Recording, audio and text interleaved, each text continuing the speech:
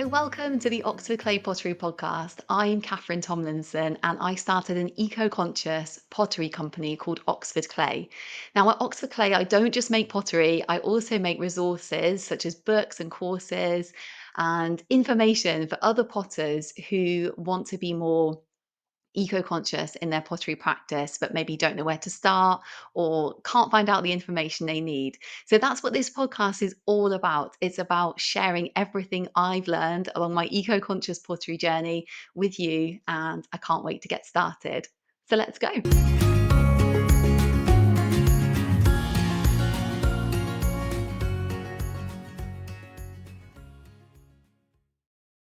Hello, welcome back to the Oxford Clay Pottery Podcast. I'm your host, Catherine Tomlinson, and this is going to be the first episode of a five-part episode series on creating colour in pottery eco-consciously. So this is because I've been spending the summer writing a new book on eco-conscious pottery colour, which is being released on the 14th of September 2024. So once it's released, the book will be available from the Oxford Clay website and also Amazon as well if you want like a print copy of the book. And essentially, what this book is about ways of creating colour in pottery that don't use commercial metal oxides. Because essentially, in pottery, all colour is created using metal oxides. And, as potters, we can buy these commercially. It just as like the raw oxide, from, say, like, for example, like copper oxide or cobalt oxide, and then we can use this in our pottery. We can like paint it on or add it to glazes. Or, colour can also be available as stains, which also made from commercial metal oxides. So, in this episode, I'm just going to tell you a bit about like commercial metal oxides and why I wrote this book about creating eco-conscious colour in like different ways than using commercial metal oxides. And then in the next four episodes, I'll go through each of the ways. That you can actually create color without using commercial metal oxides. So let me just tell you about those four ways now. So one of them is by recycling scrap metal. So the two metals I'll be talking about are copper and iron. So recycling those back into oxides that then can be used to color pottery glazes. And then the next way is by recycling scrap glass into pottery for like sort of this beautiful decorative effect. So we'll be talking about that. And then the third way is plant ash. So I've spoken about this a lot before on the podcast, but plants actually contain metal oxides, like traces of metal oxides in their tissues. And when you make that ash make the plant into an ash, say, like, for example, like leaves that have fallen naturally in autumn, you can actually make that into an ash that then can be made into a pottery glaze that actually is coloured from the natural metal oxides in the plant. So yeah, it's really cool. And then the fourth way is by using the metal oxides naturally occurring in the earth. So, like for example, in clays. So across the globe there'll be different levels of metals that naturally occur in the earth, and they naturally contain metal oxides, and they can be used to colour glazes. So those are the four ways that we'll be talking about. But yeah, right. In this first episode, let's talk about commercial metal oxides and why they might be, say, for example, that we might want to create color in other ways in our pottery.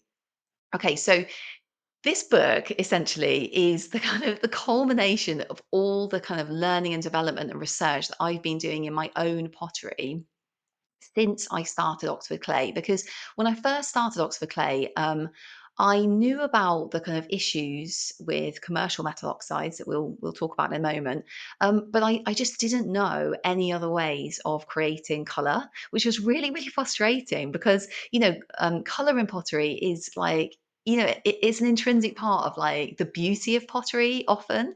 So it's yeah, I wanted to be able to create like, color in my pottery, different ways.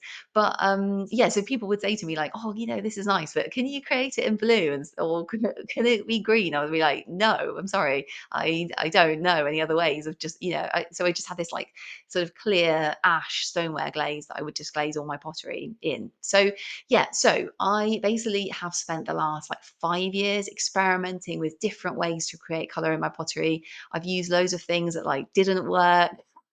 And I finally found 4 ways that do work that you can create color that don't use commercial metal oxides.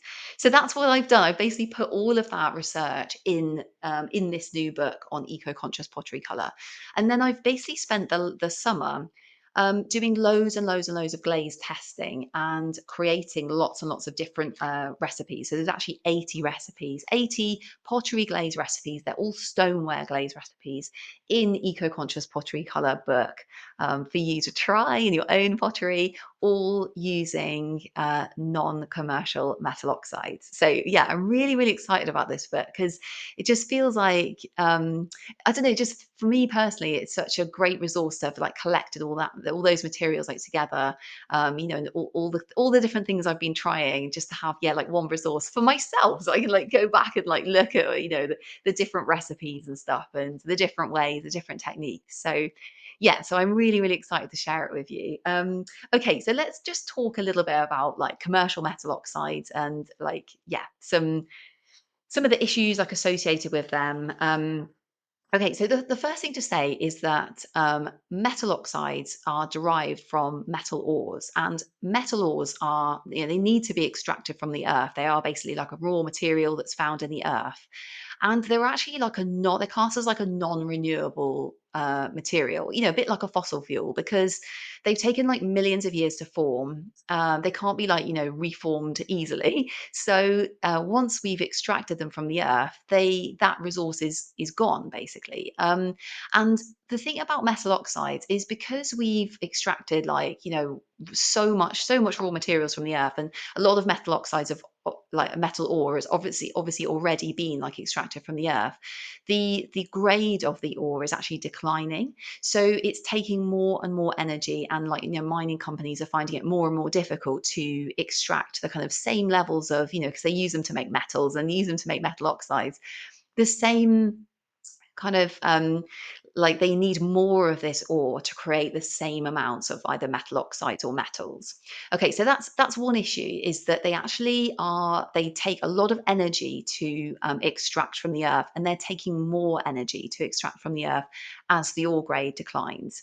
Another problem with metal ores is just in terms of like mining in general. So mining, is disruptive for the earth, and like I said, they're non-renewable resources. They Mining sort of disrupts habitats. It can pollute the land, it can pollute water. It needs to be very carefully managed, very carefully kind of legislated around in terms of like protecting the environment when things are mined, which doesn't always happen. Some parts of the world, or some ways that metals are mined, so it can result in like a real pollution problem, and lots of habitat for plants and animals as well, just through mining. So yes, those are two problems. And then another thing that to say about metal oxides, metal ores, is that um, some metal ores actually have quite a big artisanal mining sector mining them. So artisanal mining is essentially when it's kind of like an informal mining sector. So lots of metal ores have in part artisanal mining sectors. So they'll be sort of mined artisanally and also mined like commercially by commercial mining companies. And both of those sources of the ore will go into creating metal oxide. So it can be impossible to know basically if like a metal oxide has been mined artisanally. It's probably in part mined artisanally. So for example, Um, in the cobalt mining industry, it's estimated that around 30% of all cobalt is mined by the artisanal mining sector. So artisanal miners will be basically mining ore often by hand. They work in like very dangerous conditions. They don't have any like formal kind of safety protection. Often don't have any formal, there's no regulation sort of, protecting their health and safety. So it's a really, really dangerous job. So, yeah, so if you thought, I don't necessarily want to use commercial metal oxides, for those reasons, I'm going to tell you about four really cool ways that you can, that you can create color in your pottery, not using those. Um, okay, so yeah, one last thing to say actually about like pottery and color is that so you have to think about like the different economic models. I've been thinking a lot about this recently, and I've been reading a lot actually about like the circular economy. So in traditional kind of like industrial economies, we have a linear economic model, and that is essentially when resources from the earth are like extracted, they're created into products, and then those products at the end of their kind of useful life are thrown away. And essentially, it means that those resources are kind of like lost. There's a new kind of concept, which is the circular economy.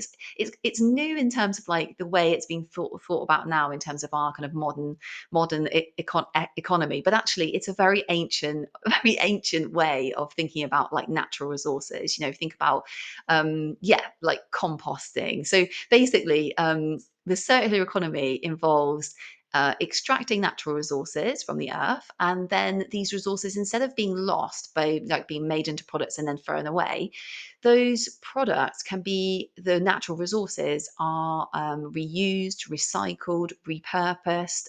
Waste from like production is also reused. So it's like every single part of that raw material is used and reused again, and it's not lost like it would be in a linear economy.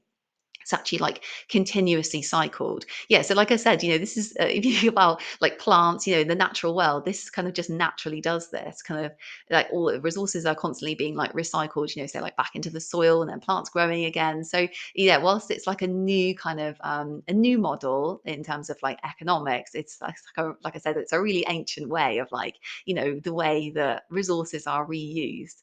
So, yeah. Okay. So, as potters, this can be quite hard to get your head around because like the what we naturally do really is quite a linear like model of making pottery. So we are essentially using clays, rocks, metal or metal oxides from the earth, and we are turning these into pottery that then is like then a product, and we've changed like the molecular structure of that clay. We can't turn it back into like clay or those natural materials again. So yeah, it's really hard to get your head around how you would actually, support a circular economic model as a potter, because the circular economy is really, going forward.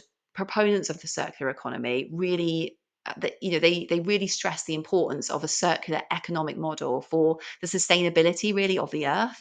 So, as a potter, I want to be supporting the circular economy. I don't want to be like, yeah, I want to be able to use these ideas, use these concepts in my own pottery and really, support this model and support the conservation of the Earth's natural resources. So that's another reason I wrote this book, because some of the methods of creating color in pottery use these ideas of the circular economy. So, for example, recycling scrap metals into color, recycling scrap glass, and then plant ashes. That's a renewable source of a pottery material. And then, and then clays, which are kind of a slightly separate issue in terms of the fact that they are still a natural resource, but they just take a lot less energy to extract from the earth than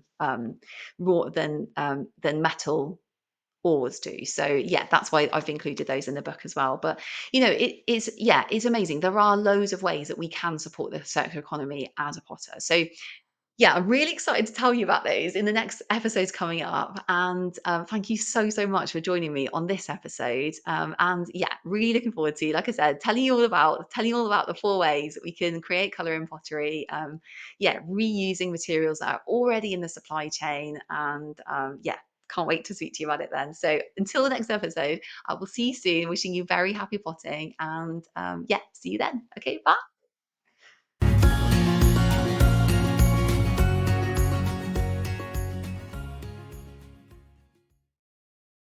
Oh, yeah. So I hope you enjoyed that episode. And if you're interested to learn more about eco-conscious pottery or making your pottery more eco-conscious and sustainable, there's so much for you on the Oxford Clay website, which is www.oxfordclay.co.uk. I can't wait to see you there.